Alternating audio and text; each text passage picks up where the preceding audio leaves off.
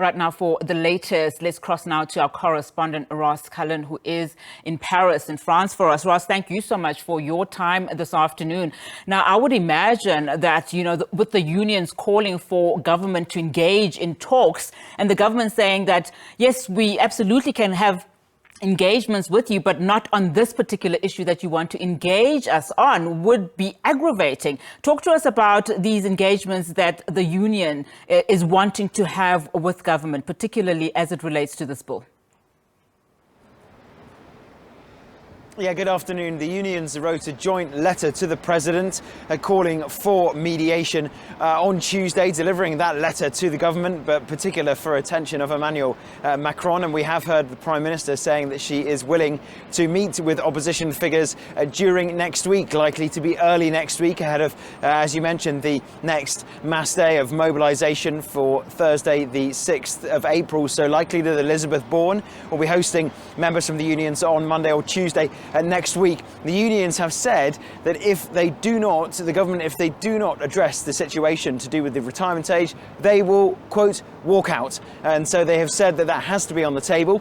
For their side, the Prime Minister's team this Wednesday afternoon have said that they are willing to talk about all subjects. They've kept it very general, very broad, but in previous weeks the government has ruled out any discussion on trying to alter their change, which is to raise the retirement age from 62 to 64. That is the headline change of this policy, this pension reform.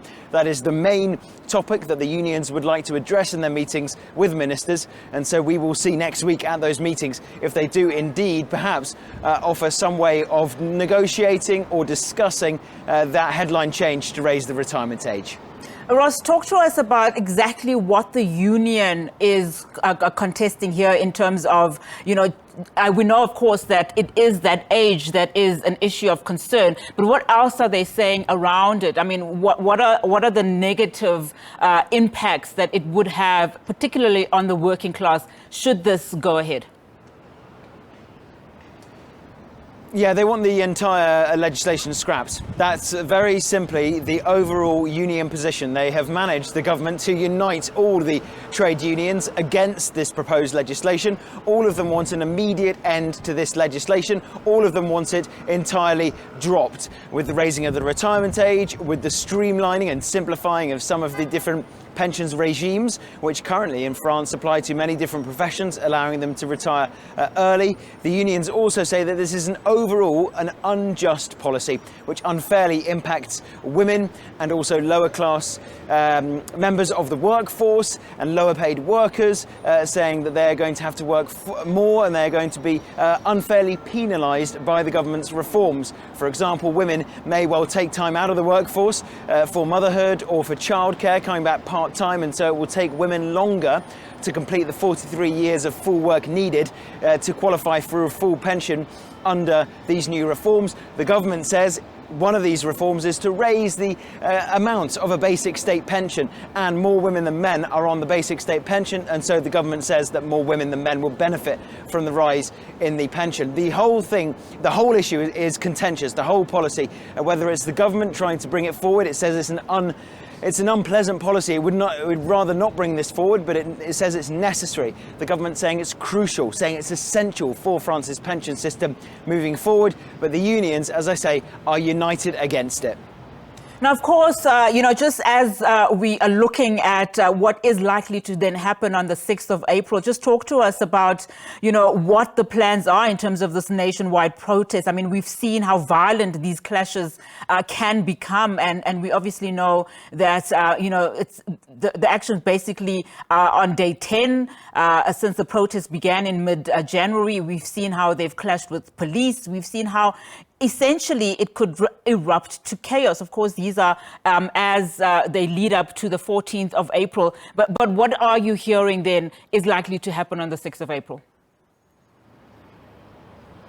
There's no denying that this is a very serious political crisis for France. As you mentioned, These protests have been taking place since the 19th of January, so more than 2 months, week after week, of huge protests drawing hundreds of thousands of people to the streets of Paris alone, often more than 1 million or 2 million nationwide if you look at all the different marches in the different French cities. And so we have seen this pressure from the streets unrelenting. People coming out from all different sectors, all different professions, all different ages. Particularly in the last couple of months, the last couple of demonstrations, we've seen an increase in the number of students taking part, as well as they are calling for an end to the raising of the retirement age. And we're likely to see on the 6th of April another mass demonstration in Paris, in Marseille, in Lyon, in the big cities all across France, to try to show that this opposition to the government's policy is widespread and is unrelenting, and the government should indeed scrap the reforms. That's the union's point of view.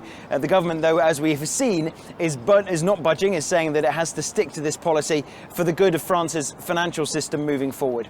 You talk about this possibly posing a crisis for France. I mean, a lot have argued this is also a major challenge for Macron himself, who won the second term elections last year. Talk to us about the conversations and the meetings that are happening behind the scenes. I would imagine a lot of frantic crisis management. Yeah, we heard from a source inside the Élysée Palace, which is the French presidential office and residence, this Wednesday, saying that the team behind Emmanuel Macron is looking for any possible path out of this crisis. They admit they haven't agreed on that one path that could maybe ease some of the tension at the moment, but they're saying the team behind Emmanuel Macron is looking for that way out. The team also working with Prime Minister Elisabeth Borne in her office will be looking for what they can bring to the table when they do meet the unions next week. Emmanuel Macron has the two sides to his policy. Is that he was re-elected in June last year. He was very open about the fact that reform of the pension system was part of his manifesto, was part of his presidential campaign. If he were to be elected, he would like to enact it. He was elected, beating Marine Le Pen in the second round runoff. And he says, well, I was elected, I would like to then bring in to play my policies. I was elected for this manifesto, and so I would like pension reform to be one of the bills we discuss.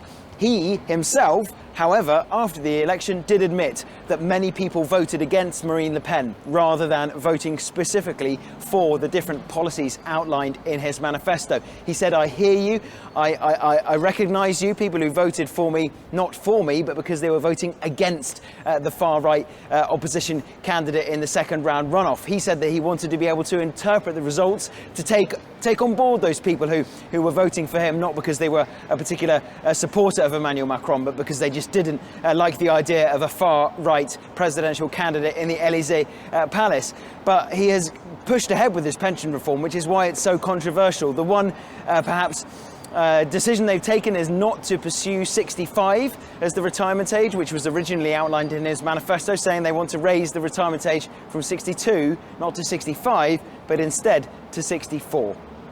All right, Ross, thank you so much for that comprehensive update. Thank you so much for your time. Ross Cullen, correspondent there, coming to us live from Paris.